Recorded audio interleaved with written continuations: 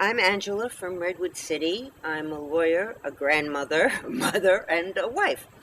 About 2 years ago, I was in a car accident and received extensive damage on the nerves of my left side.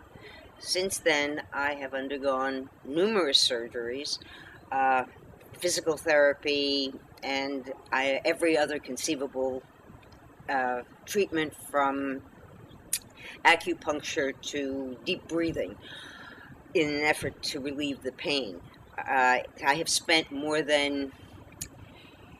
since the accident, I have spent more than 2 hours a week dealing with insurance companies, trying to arrange for payments, trying to find out which or what was covered, trying to understand the reasoning behind why something was accepted or denied. It goes from the sublime to the ridiculous. I will have a surgery pre-approved, it will take place, and then after it's all over, I'll receive a notice from the insurance company telling me that yes, they'll pay for the doctor, yes, they'll pay for the hospital, no, they won't pay for the anesthesiologist because he doesn't belong to the group. Now, how was I supposed to fix that? Or else they'll tell me, yes, you can have these pills, but we're not going to pay for those pills, even though we have paid for those pills for 3 or 4 years. We suddenly are changing our mind. Or we will, yes, we've been paying for these pills, but you will now have to pay a larger copay. There's never an explanation. There's never anybody to talk to. There's no hope. You just accept. You are now, or they will tell you, your physical therapist, since he has to treat 2 places, your elbow and your hip, you have to see him twice. But there's also a limit on how many times you can see your physical therapist.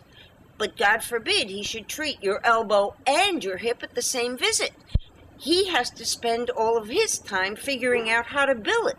Obviously, the man is a professional, so he's treating both things each time, but I still have to make 2 visits when I could make 1.